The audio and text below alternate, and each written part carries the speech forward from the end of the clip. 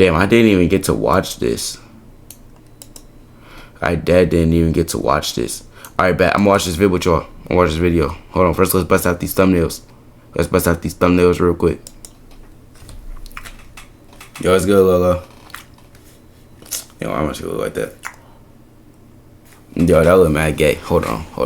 Time out. That shit look mad gay. I don't care, nigga. We just gonna watch the vid. Fuck it. Where that? Imagine playing hide and seek, but with 10,000. No cap. After this, I'm ending. $1,000 on the line. If you manage to stay hidden for just 1 hour, you win the money. In this video, 6 elite players are hiding inside this abandoned courthouse. The rules are simple. Each player gets 3 full days to study the building and build their hiding spot. Then, on the final day, they all hide at the same time. After the hunter enters the building, whoever stays hidden for 1 full hour wins the cash. Some stupid ass. I'm sorry.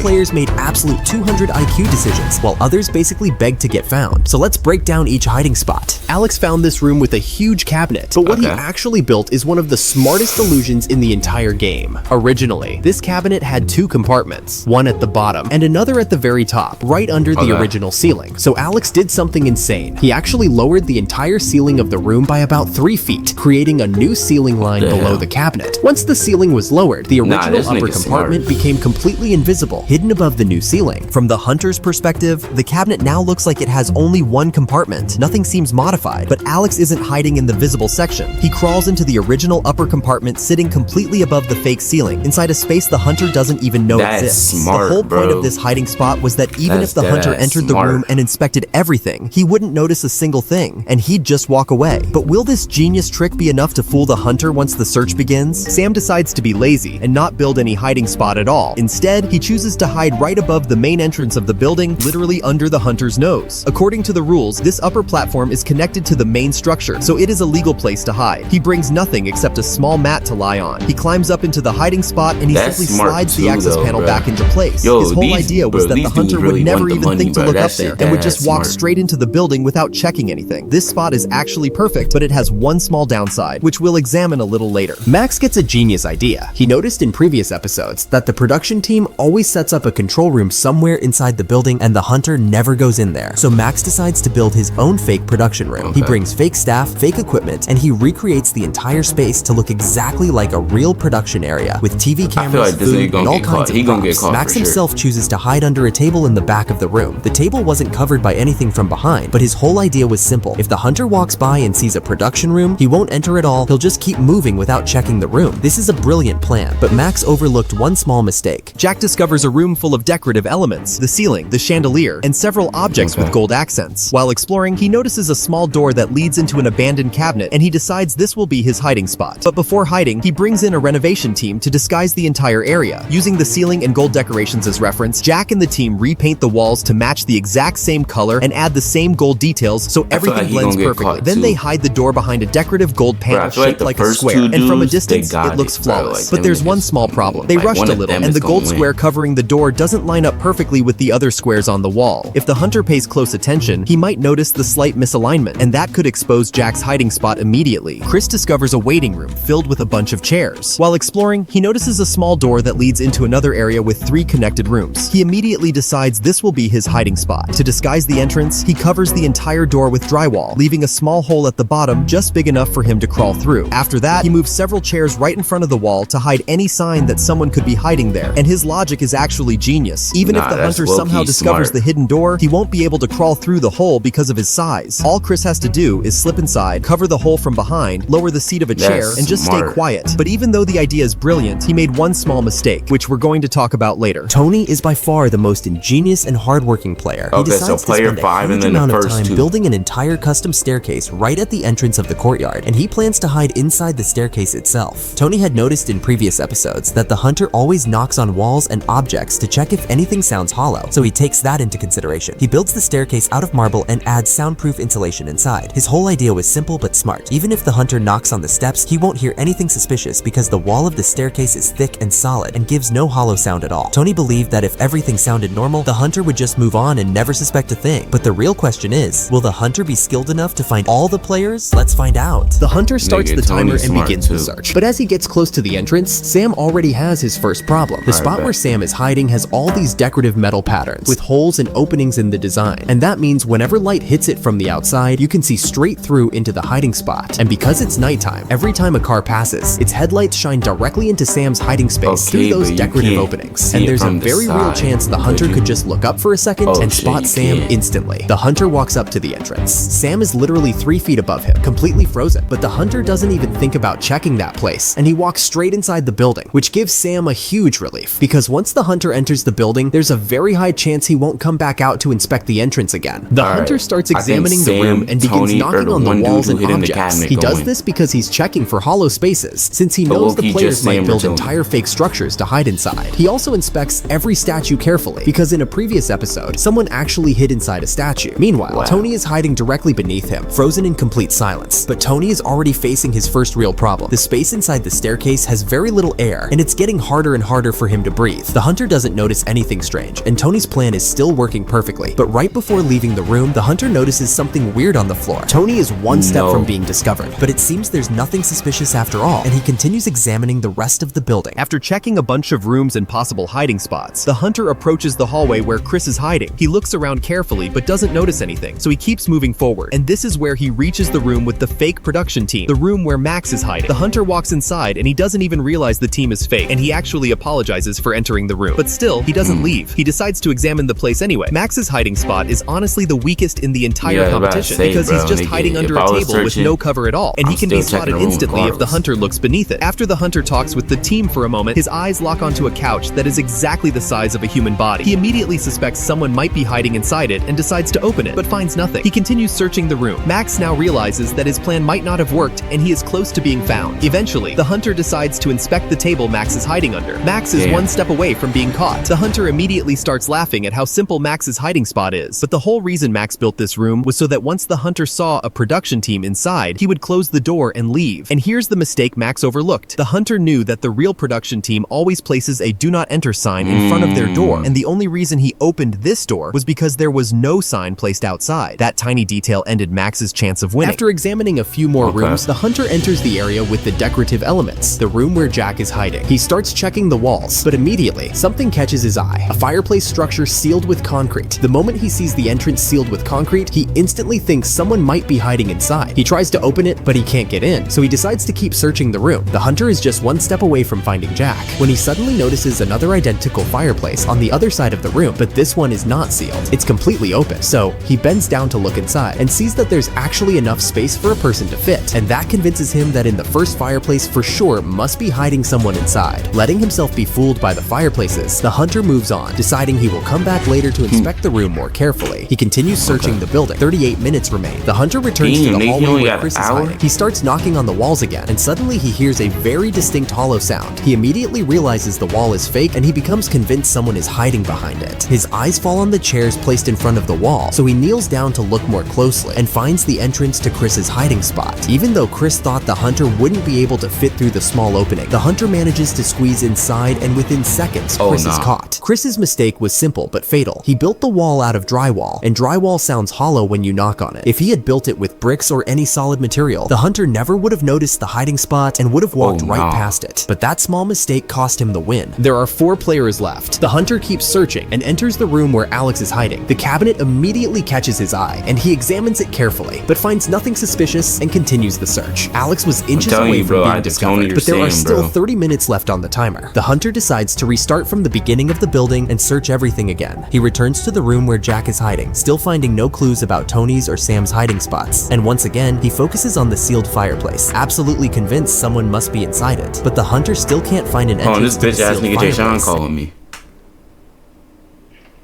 Yo, why'd you end? Huh? Why'd you end? What do you mean, why did I end? Nigga, I was about to send you a video to watch because I had started streaming shortly after you. Cap. I guess? Looks like a cab. Nigga, I guess? Let's see them. Fuck you. Alright, bro. So can I show you the song? Yeah, tomorrow I'll do those shit. No. You can just join Discord with your camera on. Nigga, I'll do it on stream, nigga, tomorrow. Finish doing your segment, nigga. This nigga was gooning. This nigga don't want it bad enough. That ass.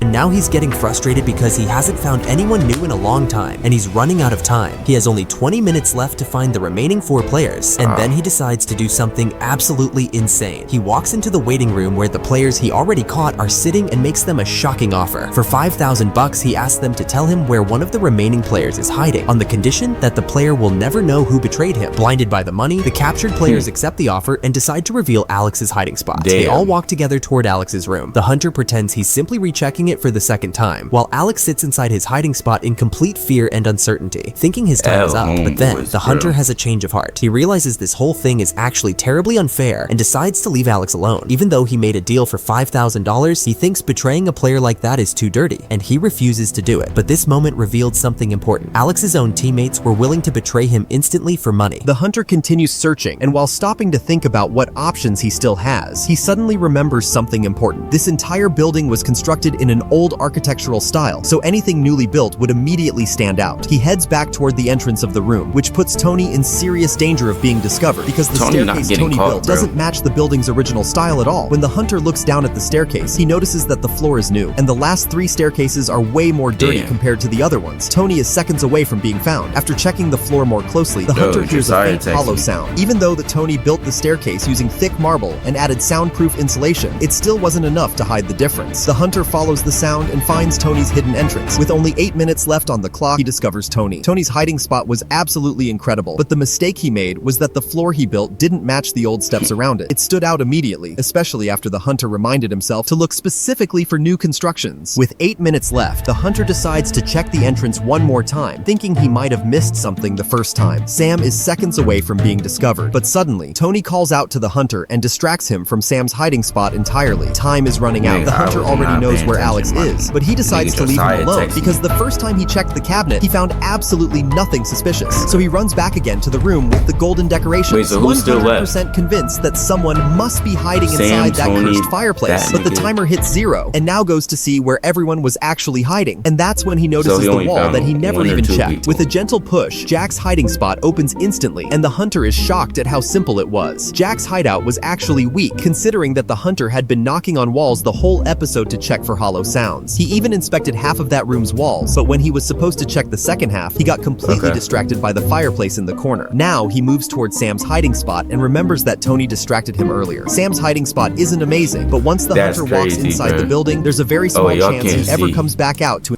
Y'all couldn't see. Hold on, let me move my cam. Hey, that shit, that ass crazy. Nigga, imagine. Oh my gosh, bro. This would have made me crash. This would have made me crash. I'm playing hide and seek for 10 bands. And then you look up and see him right there after you already walked in the building in the timeout.